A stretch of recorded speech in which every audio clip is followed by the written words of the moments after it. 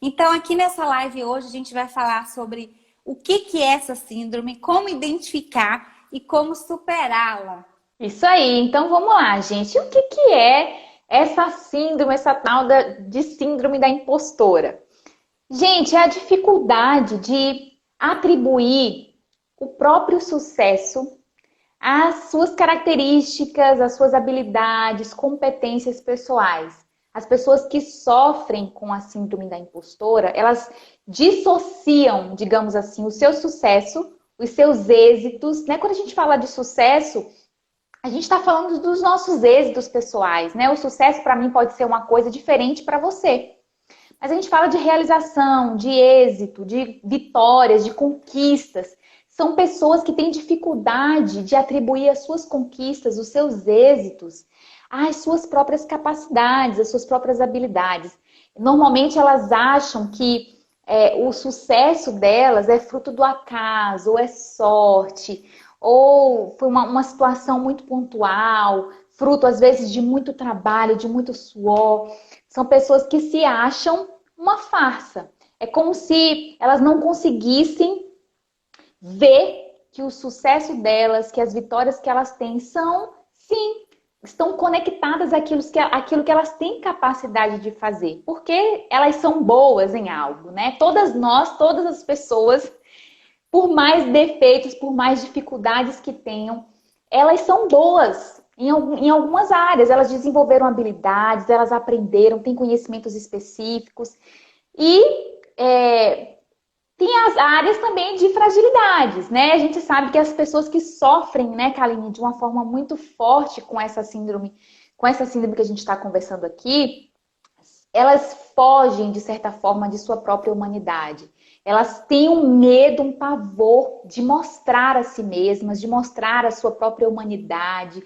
E aí elas entram numa corrida doida para esconder a si mesma, esconder essas partes de si, né? Que elas acham que não são tão boas assim. Elas têm medo de mostrar as próprias falhas, de mostrar que não sabe de algo específico, ou que não tem uma habilidade numa determinada área. Então, são pessoas que fogem, por exemplo, ou têm uma aflição muito grande quando são postas à prova, são avaliadas, quando precisam receber feedbacks.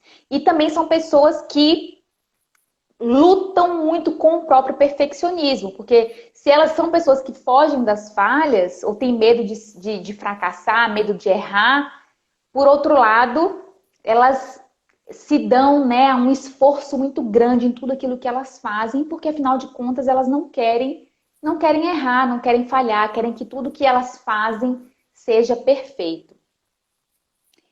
Tem um teste com 5 características. Quem tiver 3 ou mais dessas características é uma pessoa que tem a síndrome da impostora. Olha, Deise, eu quero deixar claro aqui para todo mundo que a síndrome da impostora, que é essa sensação de inferioridade diante do outro, se compara com o outro, é uma dificuldade de autoaceitação, de reconhecimento do seu próprio potencial, é uma distorção do seu autoconceito e da sua autoimagem. Então, a pessoa ela pode ser assim, incrível, ela pode ser muito boa em alguma atividade, ter uma habilidade, ter um talento, ela recebe esse reconhecimento do outro, mas ela não se reconhece boa o suficiente. Ela nunca se reconhece boa ou capaz de realizar. E que quando realiza, ela acredita que foi sorte. Ah, devem ter. Ou então, assim, foi o acaso, não deve ter outra pessoa lá e eles me escolheram porque eu sou bonitinha. Ou então porque eu sou simpática, carismática. Nunca reconhece o seu próprio valor. Há sempre essa distorção. É igual a anorexia. A anorexia é relacionada à autoimagem, estética apenas. Então, ela se olha no espelho e se vê gorda. Mas todo mundo à sua volta está vendo que ela está magra, mas ela não se enxerga magra. A síndrome da impostora é essa sensação de inferioridade relacionada às suas próprias competências e valor. E isso acarreta prejuízo para a tua vida. Eu quero deixar claro aqui, como eu falei, que a síndrome da impostora é um sentimento, gente, que vai afetar todo tipo de ser humano. todos nós estamos sujeitos a ter esse sentimento em tudo que a gente faz, tudo que é novo na nossa vida, traz medo, traz insegurança. A gente pensa, será que eu vou dar conta disso? Será que eu sou capaz? Enfim, gera isso. Mas você tem que colocar na tua balança. Quando esse sentimento empaca, atrapalha a tua vida, impede de você crescer, de você conquistar seus sonhos, de você realizar tudo aquilo que você imagina, tudo aquilo que você deseja no teu coração, traz ansiedade exacerbada, né? Traz um boicote, você sempre está se sabotando diante das coisas. Tem gente, Deise, que desiste de um emprego antes de tentar. Por exemplo, você vai fazer uma entrevista de trabalho e aí você faz aquela entrevista e depois você liga e fala, não vou ser aprovada, eu vou até ligar para dizer que eu não vou mais concorrer a essa vaga, porque é claro que eu não vou passar. Então você desiste de coisas antes mesmo de tentar, por causa dessa crença equivocada ao seu respeito. Então o que a gente tem que trabalhar? A gente tem que trabalhar essa crença, tá?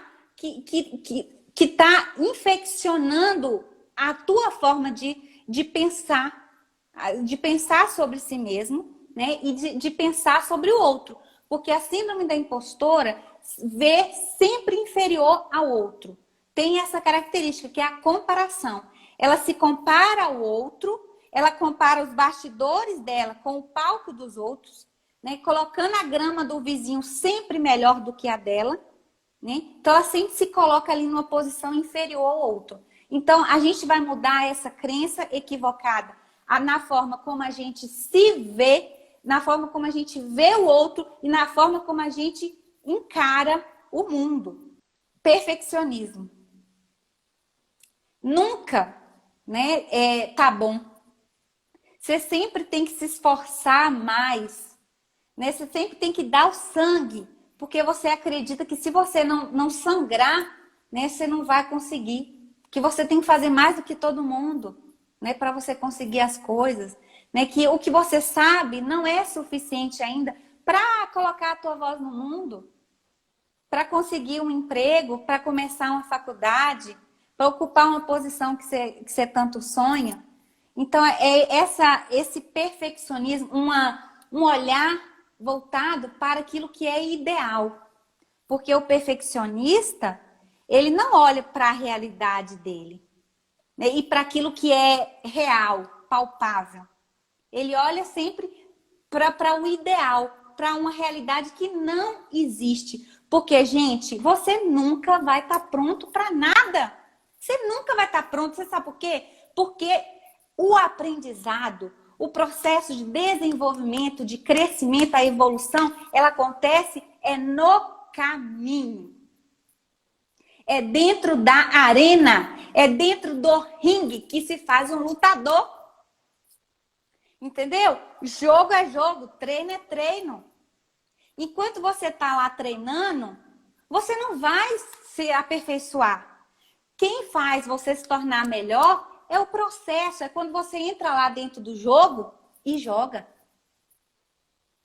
Então, tira isso da tua cabeça, tá? Se você está esperando algo para começar, para aí.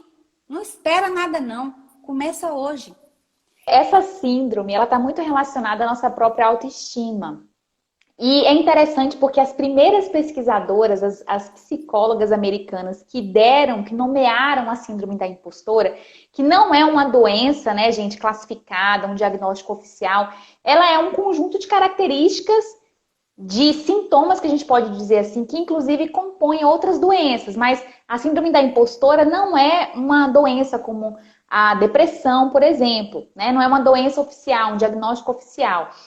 Mas olha só que interessante, as psicólogas que desenvolveram os primeiros estudos dessa síndrome, elas pesquisaram um grupo de 150 mulheres e elas, ao estudar a história dessas mulheres, elas encontraram duas características principais na história dessas mulheres que se identificavam com essa síndrome da impostora. E quais foram as duas características principais?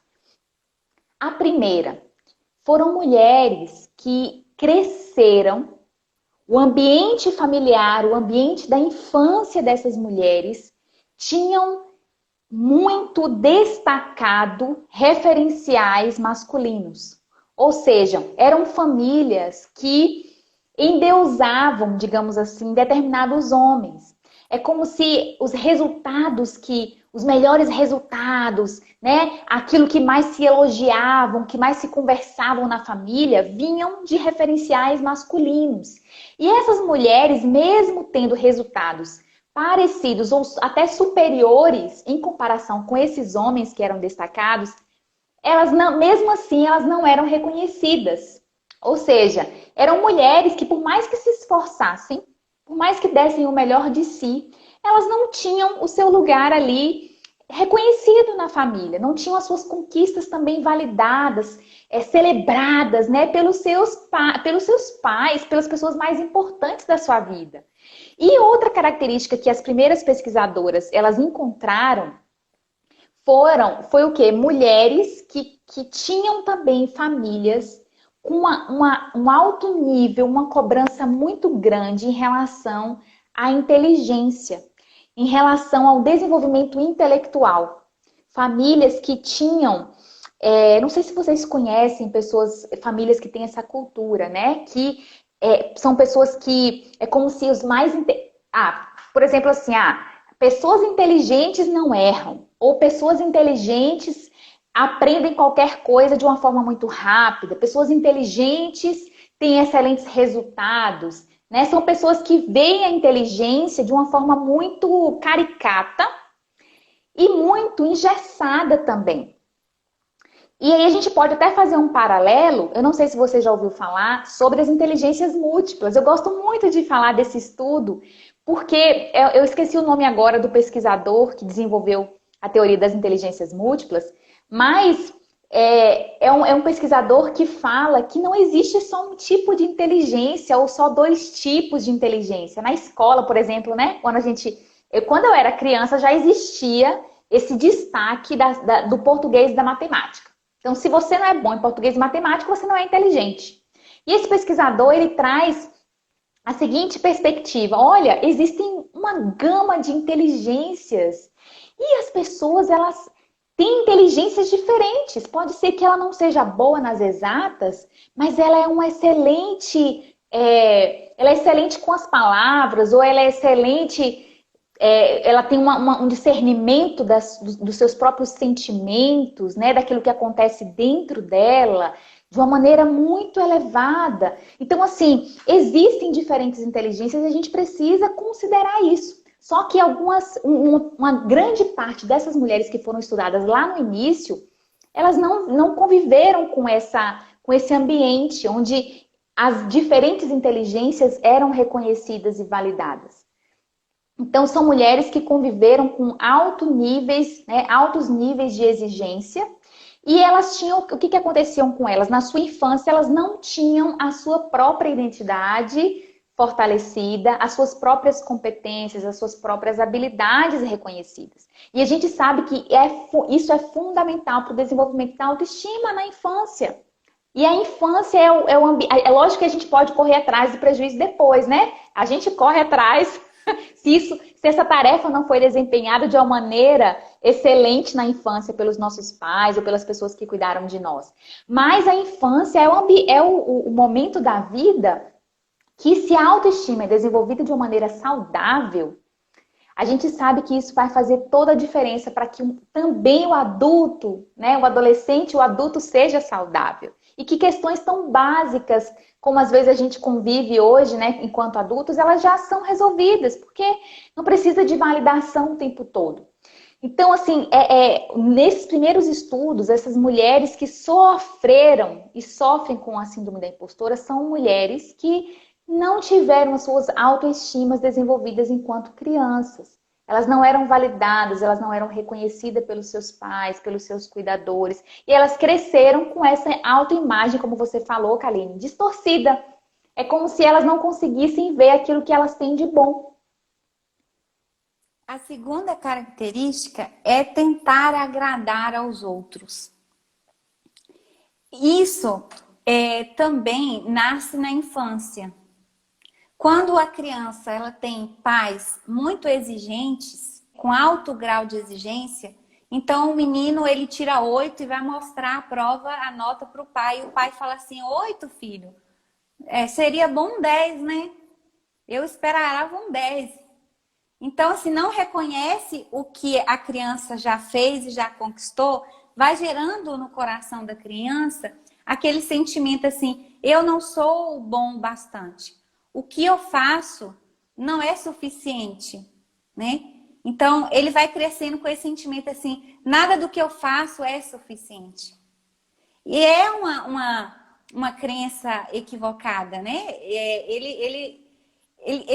Ele nunca reconhece o valor dele e tem um outro ponto, que é o ponto de fazer tudo para os outros, que é essa segunda característica, tentar agradar os outros para obter esse reconhecimento.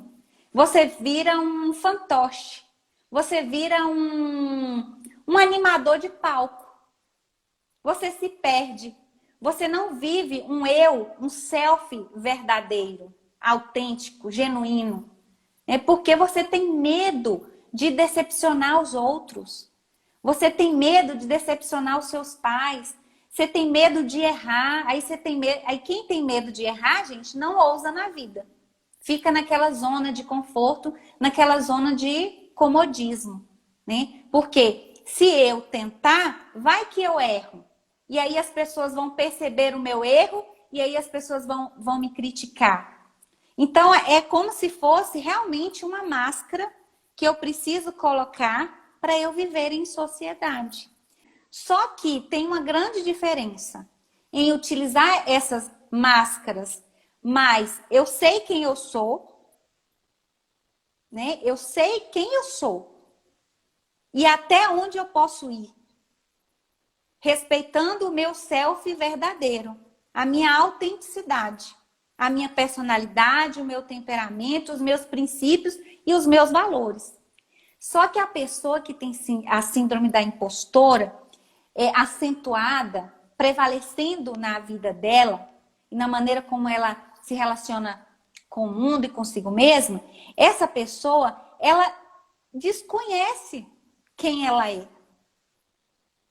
Ela deixa com que a máscara que ela usa ela se confunde, o eu dela se confunde com essas máscaras e ela se perde.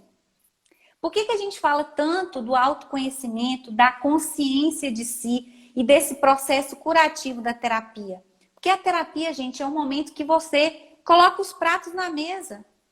É um desnudamento da sua alma. É um conhecimento, uma retrospectiva da tua história. Então, a terapia ela é curativa porque ela busca esse autoconhecimento, busca esse self verdadeiro que tem dentro de você. Te ajuda a dispensar essas máscaras, sabe?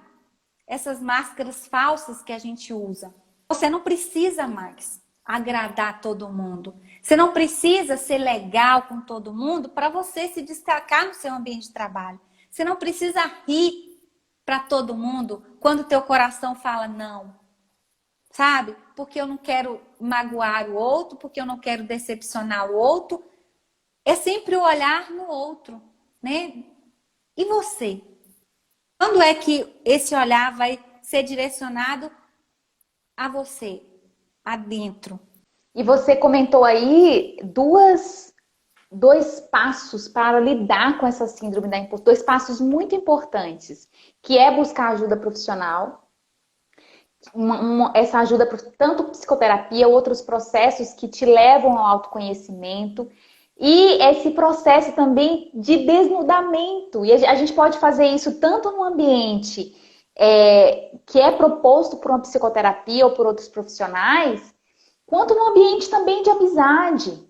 Porque quantas amizades curativas, quantas conversas curativas a gente tem com pessoas da nossa confiança. E esse processo de desnudamento que você comentou é fundamental para lidar com a síndrome da impostora, para lidar com essa voz o tempo todo, com essa prisão emocional e que a pessoa que que vive essa síndrome, né, na pele todos os dias, ou que está presa nessa síndrome, convive. Então é importante você buscar ajuda profissional. Se você percebe que é algo que está te prejudicando, está te paralisando na vida, precisa pedir ajuda profissional. É importante você desenvolver amizades, pessoas com quem você possa ser você de verdade, com que você possa dizer o que você sente, o que você pensa.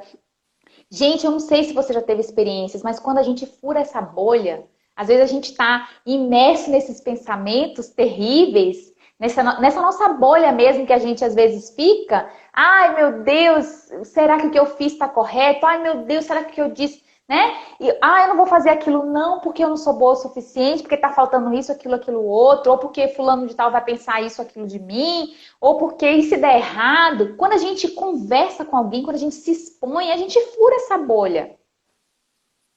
E para mim, é como se fosse uma libertação mesmo, é como se as grades da prisão, quando eu me encontro em processos assim, porque eu acredito que isso faz parte da nossa humanidade, mesmo que não seja uma síndrome, a gente vivencia essa síndrome, né, de uma forma patológica, mas às vezes a gente se encontra nessas prisões, quando a gente está com medo, quando a gente está inovando, quando a gente está desenvolvendo nossos sonhos, nossos projetos, quando a gente se arrisca. Às vezes a gente entra nessas bolhas de pensamentos ruins, de pensamentos autodestrutivos, e quando a gente conversa, quando a gente se desnuda, quando a gente tem a coragem de colocar para fora esses pensamentos, é como se o cadeado da prisão se abrisse. Então é muito poderoso ter ambientes onde você possa ser você, onde você possa se desnudar dessa forma.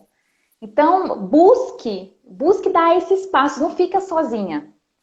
Não fica sozinha. A Tara Mohr, no livro Assessor Interior, não, o livro não é esse. Ouse o nome Crescer. do livro Ouse Crescer. Ela fala sobre ascensor interior. Eu fui procurar aqui. Ela fala que cada vez que a gente busca sair da nossa zona de conforto, se levanta a guardiã, que é ascensor interior, né, essa voz que busca nos limitar, que o tempo todo fala sobre essa escassez interna e externa, né? Tudo isso que a gente está comentando aqui, ela fala sobre isso. Cada vez que a gente chega perto da zona de conforto, ou seja, quando a gente está ousando crescer, quando a gente quer inovar, quando a gente quer tomar decisões que nos levam para frente, que visam o nosso desenvolvimento, em qualquer área da nossa vida, que exigem mudanças, que exigem novos posicionamentos. Ela fala quando a gente chega perto dessa zona, a zona de conforto, ascensor interior, ou seja, essa voz que traz esses pensamentos, esses sentimentos negativos, essa minimização de quem a gente é, né? Que não tem a ver com a nossa essência, essa guardiã se levanta.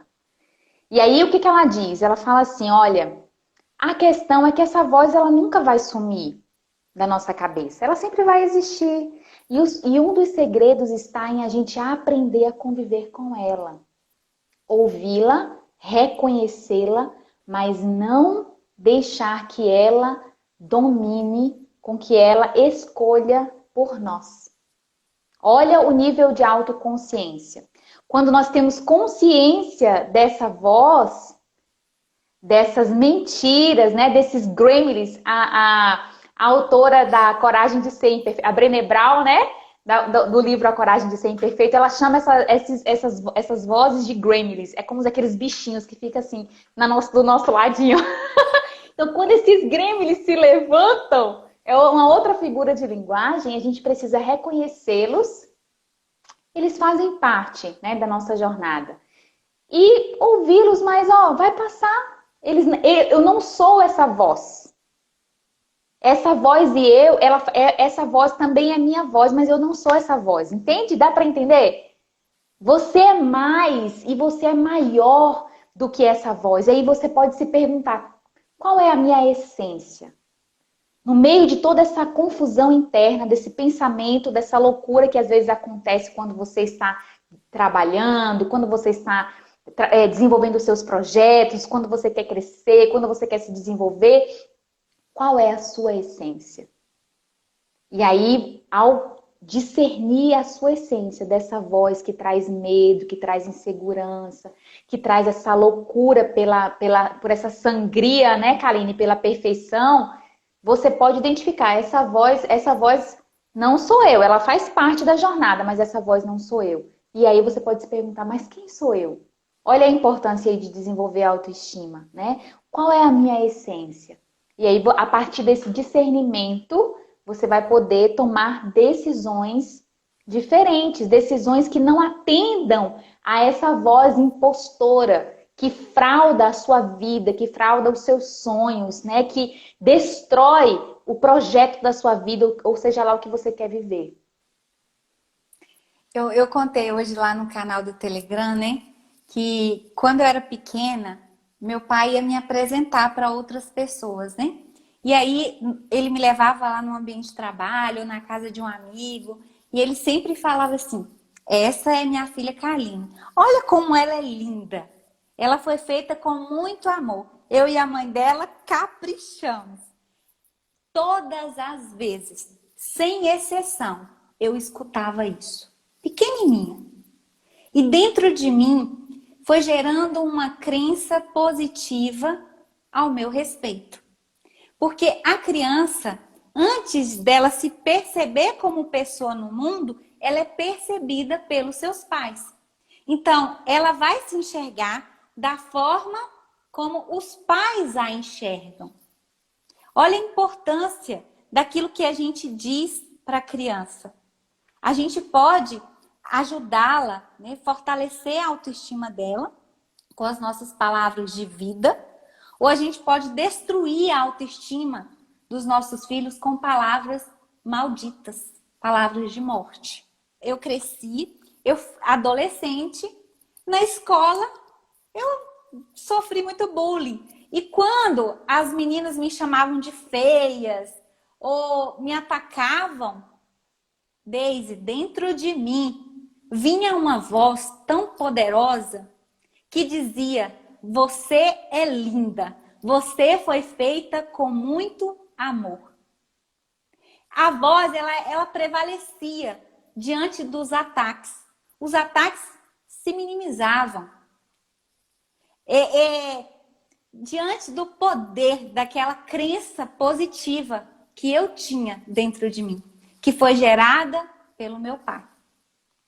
Então, isso que você falou de relacionamento, os nossos relacionamentos, eles têm poder de nos adoecer com os relacionamentos tóxicos e abusivos, mas os relacionamentos, eles são curativos. Eu li uma pesquisa essa semana que dizia o seguinte: as crianças que sofriam na infância, que desenvolviam marcas e traumas, que desenvolviam um apego inseguro, ao encontrar parceiros, né, conjugais ou pessoas em relacionamentos saudáveis, né, que ela conseguia se vincular a essas pessoas, confiar nessas pessoas e se fortalecer, né, ver essas pessoas como uma base de segurança, um lugar de abrigo, de esconderijo, de refúgio, um lugar assim que eu posso me abrir, em que posso ser eu. Eu sou amada por quem eu sou, né? Então eu posso ser dentro dessa relação. Esses traumas eram minimizados, eram curados. Então, do processo de cura da síndrome da impostora, além de terapia, além de processos de autoconhecimento, é esse processo, é esse poder que tem o vínculo, né? Que tem o relacionamento, um relacionamento saudável. Sim, enquanto você falava, eu lembrei que tem muitas pessoas que sofrem, talvez da síndrome da impostora e de outros problemas, porque elas confundem quem elas são com o que elas fazem e com o que elas têm. Então, eu não sou apenas o que eu faço ou deixo de fazer. Eu não sou o que eu tenho. Eu sou muito mais do que isso. E sim, o que eu faço e o que eu tenho são consequências de quem eu sou. Tá tudo relacionado. Mas, gente, quem eu sou tem muito mais valor do que eu faço e do que eu tenho. Então, assim, quando a gente observa que tem algumas pessoas que sofrem demasiadamente pelos resultados, ou pelo sucesso, ou pelos seus fracassos, a gente vê que há uma confusão muito grande nessas crenças de identidade. Ou seja, são pessoas que se perdem em meio àquilo que elas fazem. A gente vê tantos números, né, Kaline, de pessoas que desistem da vida, por exemplo, quando se aposentam, ou quando tem algum fracasso muito grande na vida profissional. E aí a gente observa, sim, são fracassos, são situações muito difíceis, são desafios muito dolorosos, mas a gente vê que está muito colado, né? Essas pessoas que sofrem demasiadamente com os fracassos e com, às vezes, acidentes, né? Na vida profissional, enfim, são pessoas que se conectaram muito àquilo que elas fazem. Ou seja, elas não conseguem discernir quem elas são do que elas fazem e do que elas têm. É como se a vida perdesse o sentido para elas, porque o resultado que elas têm não é aquilo que elas gostariam de ter, o que elas julgam que é o perfeito. Então, assim, a gente precisa desenvolver, né, ressignificar a nossa autoestima, a nossa própria história e a nossa própria essência, para interpretar de uma forma mais saudável as coisas que acontecem conosco. Porque os fracassos, gente, os desafios, as violências, né, Kaline, você falou aí de bullying, a gente às vezes sofre algumas violências veladas no trabalho, em diversos ambientes. Mas só que quando a gente tem esse filtro, né, a nossa identidade bem estabelecida, uma autoestima bem desenvolvida, saudável, a gente consegue filtrar o que acontece. Quando a gente passa por processos de desenvolvimento da nossa autoestima, a gente consegue fazer os filtros necessários. Não é que a gente vai deixar de sofrer, gente, algumas situações. Não, isso vai acontecer. Nós somos seres humanos. Os desafios virão, alguns fracassos virão, mas a gente vai ter uma diferença na maneira de responder a essas situações desafiadoras. E é isso que a gente quer deixar aqui para você que está assistindo essa live. Dê esses passos para se desenvolver, dê esses passos na sua vida para ressignificar a sua história, para ressignificar as suas crenças. A gente sabe que as crenças, elas são, Kaline falou sobre palavras de vida e palavras de morte. As crenças, elas são especialmente formadas na nossa infância pelo que a gente viu, pelo que a gente ouviu e pelo que a gente sentiu. Mas isso não significa dizer que essas crenças não podem ser alteradas. Sim, elas podem ser alteradas, mas a gente precisa dar passos para isso aconteça, né? A gente precisa dar passos para ressignificar a nossa história, para ressignificar a nossa própria identidade. Então, dê os passos necessários. Se você sente que você está presa, mas se você se sente presa, olha, deixa eu te falar uma coisa. Não fica parada. Não permita que essa síndrome atrapalhe ainda mais a sua vida, paralise ainda mais a sua vida. Dê os passos necessários para se desenvolver. Exatamente. Ô, Deise, vamos fazer uma retrospectiva? Os 5 sintomas é um teste. É um teste rápido e simples.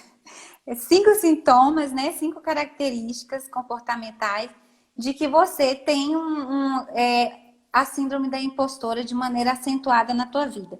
Então, a retrospectiva. O perfeccionismo é um. Se você identificar 3 ou mais, fique atento. Essa síndrome está querendo roubar os teus sonhos, tá? Está querendo te aprisionar. Perfeccionismo, autossabotagem, tentar agradar todo mundo e o 4, medo de se expor. Uma das estratégias também para a gente poder enfrentar a síndrome da impostora é a gente se expor, enfrentar, sabe? E com medo mesmo. Uma vez eu li um texto que falava assim, que o medo, ele não vai nos deixar. E aí, o que você faz? Você olha pro medo e fala, tá, entra aí no carro, então. Já que você não me larga, então entra aí. Só que aqui, com a boca fechada, hein? Com a boca fechada. Você não vai determinar para onde que eu vou, você não vai interferir na minha direção. Calado. Você se expõe, tá? E você sai daquela tua bolha e pede feedback. Relacionamentos saudáveis. Eu lembrei de uma frase do Augusto Cury que fala assim: pense o pensamento e você nunca mais será o mesmo. Uma das características da síndrome da impostora é a generalização. Por exemplo, minha chefe pede um relatório no ambiente de trabalho e aí o meu relatório não fica bom. E aí eu generalizo. Aí eu recebo uma crítica, aí meu relatório volta e aí eu generalizo. Eu não sou boa em nada do que eu faço. Mas tudo que eu faço dá errado. Não adianta eu nem tentar, que eu não dou conta de fazer nada, eu não encontro o meu propósito na vida. Ela generaliza, ela direciona aquele fracasso pontual que ela teve para todas as outras áreas da vida dela. Entendeu? Então, quando a gente pensa esse pensamento e fala assim, peraí, eu fui ruim no relatório, mas eu sou boa em tal coisa. E, na verdade, eu posso até me aperfeiçoar nesse relatório se eu tentar novamente. Então, é você também pedir feedback para as outras pessoas e falar, lê aí meu relatório. Será que ele tá ruim mesmo? Tá ruim, mas qual o ponto? Olha aí, qual o ponto que você acha que eu posso fazer para melhorar isso aí? Me ajuda. Então, como que os relacionamentos são poderosos, né? E ele nos ajuda nessa caminhada de enfrentar assim, a síndrome da impostora. Então, além da autoconsciência, de questionar esses maus pensamentos, a gente precisa do outro para validar, para ir lá e falar assim, não, tá bom, vai, tá bom. Olha, não tá tão bom, mas eu sei que você é capaz de melhorar. Você é capaz. E esse é o poder da vulnerabilidade, de se vulnerabilizar. Porque a gente fura essa bolha. Quando a gente se vulnerabiliza, quando a gente se mostra, a gente tem essa oportunidade de duvidar do nosso pensamento, de pensar o pensamento como você falou. Peraí, eu tô duvidando do meu pensamento, mas deixa eu ouvir uma pessoa de confiança aqui, deixa eu entender se a percepção dela está de acordo com a minha. É estranho você ouvir sobre vulnerabilidade. É estranho você falar e você praticar essa humanidade que a gente está falando aqui. Parece coisa de doido. Peraí, como assim? Como assim? Você está me chamando para falar Dos meus defeitos. dos meus defeitos? Ah, você tá brincando. Que eu quero esconder, você tá querendo que eu mostre. Como assim? Você tá louca? Você enlouqueceu, menino? Da onde, né? Então, assim, mas o que a gente tá querendo dizer, cada vez que a gente fala sobre a vulnerabilidade, e a gente explorou muito isso nas nossas lives sobre a coragem, sobre o livro A Coragem de Ser Imperfeito. Porque a autora, ela fala exatamente sobre isso.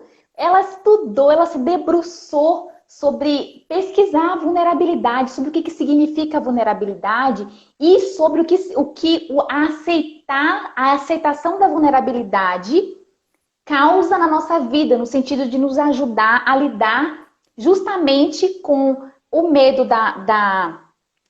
esse desejo de ser perfeito, né? O perfeccionismo, ou o medo do fracasso, o próprio medo, né? Todos esses sentimentos que nos bloqueiam, que nos impede de inovar, nos impede de fazer diferente, de, às vezes, realizar o sonho que a gente está guardando no nosso coração há tanto tempo. Às vezes, é simplesmente quando a gente enxerga a vulnerabilidade de uma outra forma e a gente abraça, a gente aceita, aí a gente consegue desenvolver os recursos para lidar com ela. Peraí, eu tenho medo mesmo. Mas e aí, o que eu vou fazer com esse medo? Tem gente que nem reconhece o medo, gente.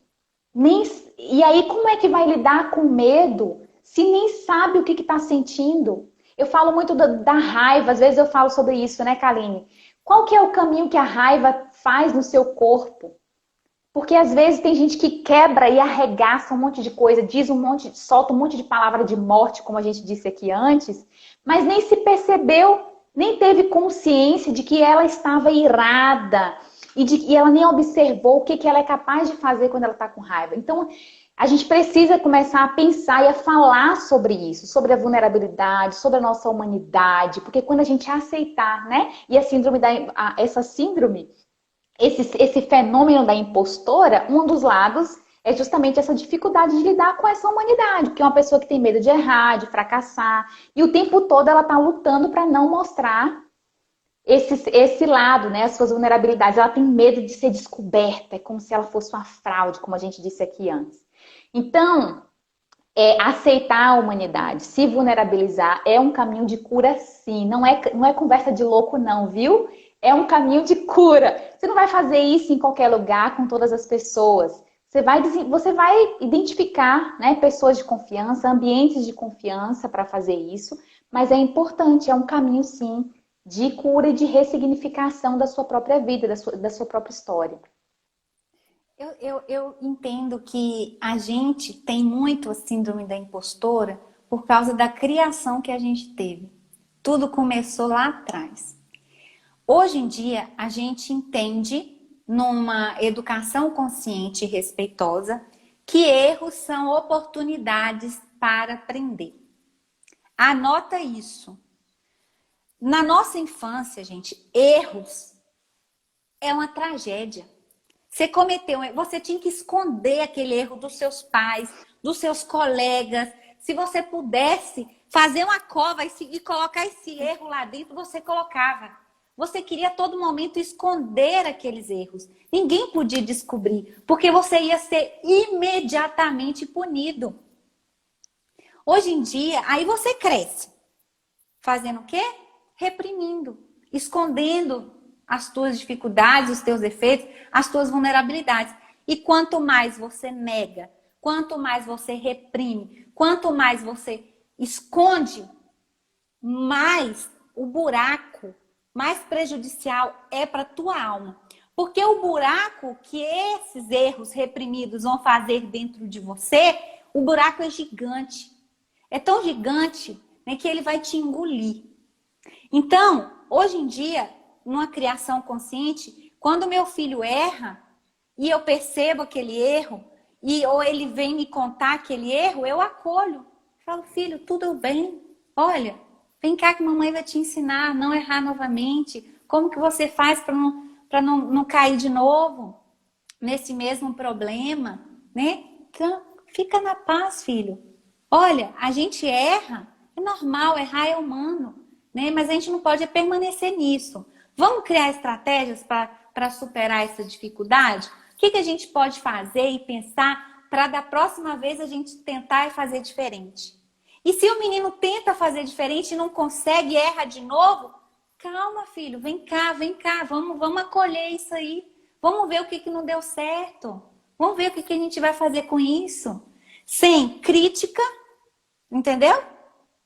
Ah, mas você, é claro que você ia errar. Porque você é desobediente, porque você é uma Você é peste, burro. porque você é burro. Gente, isso que eu tô falando, às vezes eu falo assim, não é possível. Não é possível que tenha uma mãe que chama o filho de burro. Gente, é muito, é maioria. É a minoria que está se preocupando em uma maternidade, uma educação consciente. É a minoria que está pensando lá no futuro, no filho adulto. Você acha que o pessoal está pensando em trauma? Não, não. E outra coisa, naturaliza. Vai naturalizando isso, a ponto de fazer até em público.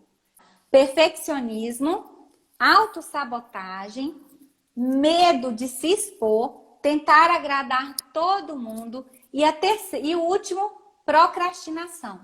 É aquela pessoa que ela adia sonhos, adia projetos, ela tem vontade de fazer muitas coisas, mas ela não faz nada.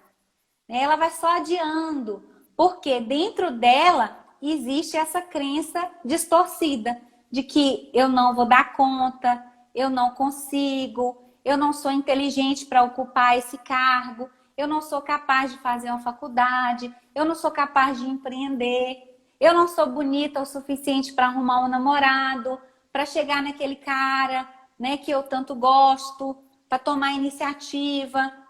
Então ela vai procrastinando tudo na vida dela por causa desse medo, né, de não dar conta, de não ser capaz o suficiente, porque ela se vê dessa forma. E o que eu vejo, que isso é tão danoso, que eu fico assim pensando, sabe, Deise? Olha o que eu pensei aqui. Imagine se Santos Dumont tivesse a síndrome da impostora. É claro que ele tinha, gente, ele tinha. Quando ele pensou em construir um avião, ele tinha a síndrome da impostora, do impostor. Mas imagine se ele tivesse deixado essa síndrome, né, aprisioná-lo, né, empacar a vida dele. Hoje talvez a gente não teria um avião. Né? E quantos outros gênios da humanidade, quantas outras pessoas que nós admiramos tanto, né? E que são inspirações e que nos ajudam na caminhada da vida. Imagine se essas pessoas se deixassem dominar por esse impostor e não tivessem tentado. Agora você imagina onde você pode chegar? Aonde? Aonde você pode chegar se você superar essa síndrome? Se você não deixar que ela prevaleça na tua vida e determine quem você é e quem você pode ser. Rapaz, você vai longe, acredita, você vai longe. Eu quero dizer uma coisa para você. Às vezes, você está buscando títulos. Essa semana eu conversei com uma pessoa e isso me chamou muita atenção. A pessoa está fazendo uma especialização, ela quer fazer um mestrado para subir, como se fosse assim, para ganhar mais, para ser mais valorizada na profissão dela, na área dela. E aí eu fiquei pensando assim, será que mesmo com esses títulos ela vai ter esse resultado? Sabe por quê, gente? Porque eu conheço pós-doutoras que estão desempregadas. Eu conheço mestres, doutoras que não se acham boas o suficiente, que não valorizam o trabalho delas, as pesquisas delas. E o que eu estou querendo dizer com isso? Não é que a gente não tem que crescer, não é que a gente tem que deixar de estudar, não é isso que eu estou querendo dizer. A gente precisa sim, claro, faz parte do nosso desenvolvimento, buscar crescer, estudar, aprender, ver outras perspectivas, estar com outros profissionais, pessoas mais experientes. Isso faz parte, né, da nossa jornada. Mas pode ser que você está se escondendo, adiando os sonhos na sua vida, se escondendo atrás dos títulos que ainda faltam na sua vida. Só que pode ser que você consiga esses títulos lá na frente e esse buraco na sua autoestima, esse buraco na maneira como você se vê, ainda não foi resolvido e não vai ser o título que vai resolver. Então, eu fiquei muito pensativa essa semana sobre isso, porque pode ser que essa pessoa seja mestre lá na frente, mas ela continue ainda com uma desvalorização profissional, porque ela mesma não se valoriza, ela mesma não consegue ver o quanto o que ela faz é precioso e precisa ser reconhecido e valorizado, primeiramente por ela e também pelos outros. Então, tem muitas coisas que a gente complica porque tá no básico, tá na essência, tá dentro da gente. Às vezes a gente fica buscando lá fora, mas tá aqui dentro. Tá aqui dentro. Eu sempre repito isso porque foi uma frase que me marcou muito, Kaline. Uma vez eu ouvi um especialista falar que, normalmente, os nossos maiores erros são no básico. O que a gente está falando aqui, de certa forma, é o básico. A gente está falando da nossa autoestima, da nossa identidade, de crenças que nós temos relacionadas a nós mesmas, ao que nós fazemos. De certa forma, isso está no básico, né? Então, se a gente não resolveu, não buscar ressignificar esse básico, que ao mesmo tempo é básico, é complexo, né? Mas é básico para a gente crescer na vida, para a gente se desenvolver, para a gente ser feliz.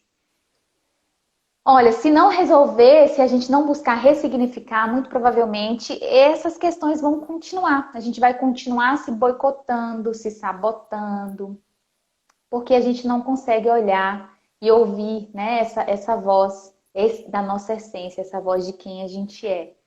Então, assim, de novo, o medo de errar, né, a sensação de escassez constante, isso vai acontecer, gente. Isso faz parte da nossa caminhada, da nossa jornada enquanto humanos. A questão é como a gente olha, como a gente lida com esses sentimentos que fazem parte da nossa jornada. Kaline, eu tenho todas essas 5 características. O que que eu faço? Você vai pegar essas características, essas 5, e vai colocar dentro de um saco preto e vai enterrar. Não, não. Você vai pegar essas 5 características, entendeu? E colocar no espelho ou na porta da geladeira. Vai colocar no espelho para todo dia você olhar para ela. Você não vai esconder, você vai mostrar. Para olhar e falar assim, ah, eu não sou capaz, né? Você tá querendo, meu amor, me fazendo procrastinar, adiar os meus sonhos. Ah, você tá querendo me impedir de se expor, de inovar, de empreender. Ah, então eu vou te mostrar quem que eu sou e para onde eu quero ir, meu amor! Ô, gente, eu fico tão empolgada, eu fico tão arrepiada. Sabe por quê? Porque eu acredito no poder que começa aqui, ó. Aqui, ó. Na cura que começa aqui. A cura que não é no outro, não. Não é o outro que vai me trazer cura, não. Essa cura começa aqui, ó. Essa transformação começa dentro de nós. Mas para essa transformação acontecer, eu preciso não só querer. Não só. Não basta querer. O mundo tá cheio de gente que quer fazer um monte de coisa. Não basta querer. Você tem que fazer. Sabe? Você tem que ter coragem. É coragem de reconhecer as tuas vulnerabilidades, de olhar para o medo, colocar ele no carro da tua vida e seguir. Com medo mesmo. E aí a importância da gente pegar na mão de outras pessoas que nos ajudem. Gente, ó, eu tenho um exemplo. É só colocar um amigo como copiloto. É! Deise, aqui comigo nesse carro. O medo tá no banco de trás. Você vem aqui do meu lado, Deise, me ajudando. Cada vez que esse medo, que esses pensamentos ruins vierem na sua cabeça, né? Se lembre das experiências positivas que você já teve e se apropria delas. Sim, foi você foi capaz de fazer. Sim, você tem habilidade para fazer, você é capaz. E cada vez que você se lembra disso, do que você é capaz, você é fortalecida para seguir em frente.